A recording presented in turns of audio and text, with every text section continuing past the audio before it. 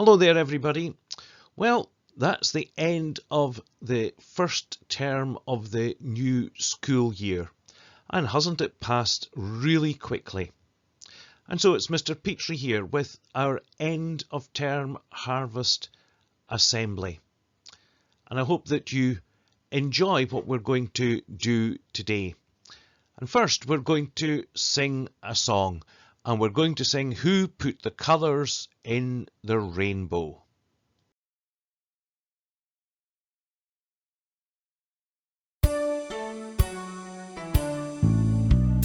Who put the colours in the rainbow? Who put the salt into the sea? Who put the corn into the snowflake? Who made you and me? Who put the hump upon the camel? Who put the neck on the giraffe? Who put the tail upon the monkey? Who made hyenas laugh? Who made whales and snails and quails? Who made hawks and ducks and frogs? Who made bats and rats and cats? Who made everything? Who put the gold into the sunshine? Who put the sparkle in the stars? Who put the silver in the moonlight? Who made Earth and Mars? Who put the scent into the roses? Who taught the honeybees to dance? Who put the tree inside the acorn? It surely can't be chance. Who made seas and leaves and trees? Who made snow and winds that blow? Who made streams and rivers flow? God made all of these. I wonder, do you always remember to say thank you for your food? Do you always remember to say thank you for the food you really like, but don't like saying thank you for the food that isn't your favourite? What are your favourite foods? And what foods do you dislike? You know, I would find it much easier to say what food I disliked rather than what food I liked. I dislike anything that has nuts in it. I just don't like nuts. But then if I was to choose what my favourite food was, that would be much more difficult because there are lots of things that I like. But if I was really pushed and had to say one thing, I think it would have to be cheese. I love cheese. So what are your favourite foods? What foods do you dislike? Harvest is the time of year when we give thanks for all the food we have. It goes right back to really olden days, to the days of the Old Testament, when Jewish people said thank you to God for all the crops they had been able to grow during the year. And still in churches today, we hold harvest services when we give thanks for all the good things that we enjoy and that we have. And at Craigie Buckler, our harvest service is going to be on the 10th of October. Now, our story from the Bible today is about the harvest. And it comes from the Old Testament part of the Bible, so it's a really very old story. And it's one of my favourite stories. It's a story of a woman called Ruth. And we find the story in the Old Testament in the book of Ruth. She has her own book in the Bible. It's a very short story, and some of you might like to read it. It's all about how Ruth helped her mother-in-law Naomi at a time when life was very sad and difficult for them, and how Ruth was welcomed and found happiness in Bethlehem, even though she was a refugee, a foreigner who came from another country, Moab. So here's the story of Ruth. Boaz was a rich landowner in the town of Bethlehem. At harvest time he obeyed God's laws and allowed the poor to follow behind his reapers to pick up the loose grain that had fallen to the ground. One day he noticed a stranger, a foreign refugee, among the poor hunting for grain. "Who is that young woman over there?" he asked the worker in charge of the reapers. "She's the young woman from Moab who came back with Naomi." Now Boaz knew Naomi. He was a distant relative of hers. Naomi's husband, Elimelech, had owned land in Bethlehem. But at a time of famine, Elimelech and Naomi had travelled to live in nearby Moab. And in Moab, their two sons had married Moabite women, Ruth and Orpah. Sadly, tragedy struck. Firstly, Elimelech died, and then Naomi lost her two sons as well. She had become a widow, with two daughters-in-law who were also widows. Naomi decided to return to Bethlehem. She told Ruth and Orpah to stay in Moab. Orpah wanted to remain with her own people, but Ruth replied, "Wherever you go, I will go. Wherever you live, I will live. Your people will be my people, and your God will be my God." Ruth was now a widow, a Moabite foreigner, living among Jews in Bethlehem. With nothing to eat, she had gone out into the fields to gather grain for herself and Naomi. Naomi struggled to understand why God allowed her to suffer so much. She changed her name from Naomi, which means pleasant, to Mara, which means bitter. Boaz went over to Ruth. "Stay in my fields, and you will be protected. Follow behind the young women reapers. I have warned the young men not to mistreat you. When you're thirsty, help yourself to the water they have drawn from the well." Ruth thanked him warmly. "What have I done to deserve such kindness?" she asked. "I'm a foreigner." "I know you have looked after my relative Naomi," Boaz replied. "The God of Israel will be your refuge." When Ruth went back to work again, Boaz ordered his young men, "Let her gather grain right among the sheaves without stopping her, and pull out some heads of barley from the bundles and drop them on purpose for her. Let her pick them up, and don't give her a hard time." So Ruth gathered barley there all day, and when she beat out the grain that evening, it filled a whole basket. She carried it back to her mother-in-law. "Where did you gather all this grain today?" Naomi asked. "May the Lord bless the one who helped you." So Ruth told her mother-in-law about Boaz. "May the Lord bless him," Naomi exclaimed. "He is showing his kindness to us. That man is one of our closest relatives, one of our family redeemers." Now, a family redeemer was someone who could purchase the land of a dead relative, but also had to care for his widow and family. So Ruth continued gathering grain in the fields of Boaz throughout the wheat harvest. Then Naomi said to her, "Boaz is a close relative of ours, and he's been very kind by letting you gather grain. Tonight he will be winnowing barley at the threshing floor. Dress up and go to the threshing floor. Notice where he lies down to sleep. Then go and lie down at his feet." Around midnight, Boaz suddenly woke up and turned over. He was surprised to see a woman at the end of his makeshift bed. "I am your servant," Ruth explained, "and you are my family redeemer." "Don't worry, Ruth," Boaz replied.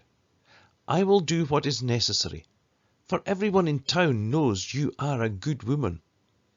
But while it's true that I am one of your family redeemers, There's another man who is more closely related to you than I am. I will sort out this matter in the morning." The next morning, Boaz went to the town gate and met up with the man who was the closer family redeemer. "If you purchase the land from Naomi, the law requires that you marry Ruth, the Moabite widow," Boaz explained. "That way she can have children who will carry on her husband's name and keep the land in the family." Now, the man was interested in buying the land, but he didn't want the complication of marrying Ruth the Moabite. "I can't redeem it," he replied. "You redeem the land instead." It was the custom for anyone transferring a right of purchase to remove his sandal and hand it over to the other party. So the other family redeemer handed his sandal to Boaz. So Boaz bought the land belonging to Naomi's husband and her sons. He then married Ruth, and later Ruth gave birth to a son. They named their son Obed. The local women said to Naomi, "Praise the Lord, who has provided a redeemer for your family. May this child be famous in Israel and care for you in your old age." Obed in turn became the father of Jesse, and Jesse became the father of King David. So Obed was the grandfather of the great King David. And later, Jesus would count Boaz and Ruth among his ancestors.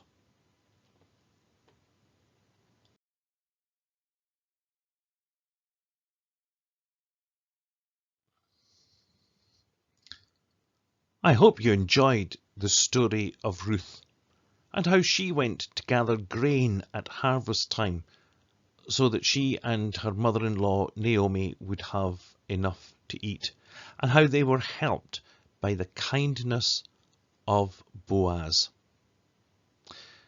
Now, I wonder, if you were to close your eyes and think for a moment about meal times in your house, do you remember to say thank you to the person who prepared your meal, as Ruth said thank you to Boaz for all his help and kindness? Do you think about the people who grew the food and prepared it for sale, or the people in the shops who worked to sell us our food? Perhaps, like Ruth and Boaz and Naomi, you may even want to say thank you to God for all the good things we enjoy. Think about what you will do today. And I'd like to tell you now about something we've been doing at church all during the time of the lockdown. For more than a year, we've been running what we call our Monday morning marketplace. And this happens every Monday morning in the church halls between 10 and 11 o'clock. And at our Monday morning marketplace, we accept donations of food and other items which we donate to the Cyrenians for them to distribute to people who are finding life hard. It's been great, and each week we fill the Cyrenians' van with everything that we collect. And also at our Monday morning marketplace, we have a fair trade stall selling fair trade goods. And we also have Jean's Jams. Jams, marmalade and chutney made by a member of the congregation who sells them to raise funds to support the Church of Scotland Guild's projects. That's 6 projects that they support, and 3 in Scotland and 3 overseas. So that's something that we've been doing to try and help other people. And we're also, in a few weeks' time, going to be having a special collection. And some of the money from that will go to help Christian Aid. And so it's important that at harvest time, as we give thanks for all the good things we enjoy, that we also remember other people who may not be as fortunate as we are, and think of ways in which we can help them, ways in which we can share from the good things we have to help those who are our neighbours in the world.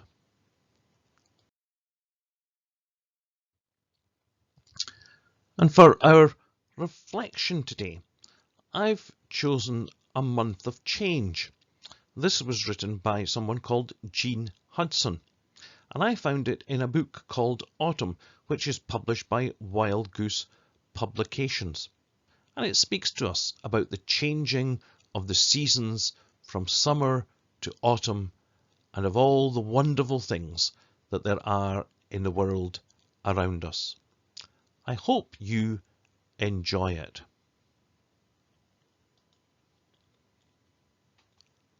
A month of change, as one season dips into another. Not an easy transition. Misty mornings, occasional frosts, gleaming sunshine, sharp showers, rainbows, an Indian summer. Anything is possible, and often we have it all. Along our railway walk in Lanchester, changes are visible, as flowers diminish in number, and those that still bloom are especially precious. Harebells and knapweed, willow herb and comfrey, St. John's wort and toadflax, blue and purple and yellow. Among seed heads of thistles, flashing goldfinches circle and settle, fly up and settle again further along the line. Fields where harvests have long since been gathered are already greening with next year's crops, edged with vivid reds of hips and haws and black hanging elderberries. Memories of summer are still sharp and sweet, but another season beckons. Steadfast God of times and seasons, help us to recognize and celebrate each stage of life. As well as yearning for times past, may we see your bright and colourful gifts in the present, and look to the future with promise and with hope. And we're going to finish our assembly with all things bright and beautiful.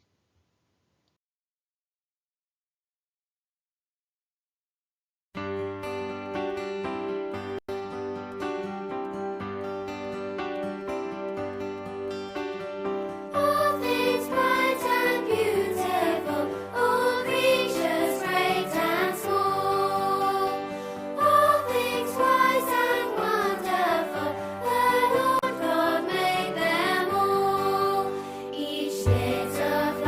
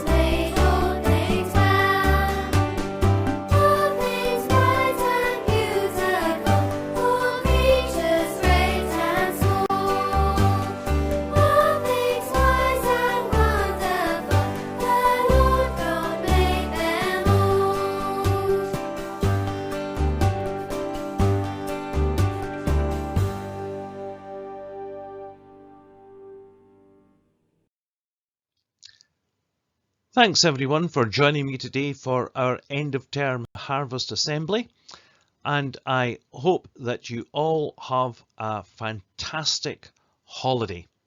Okay everyone, bye.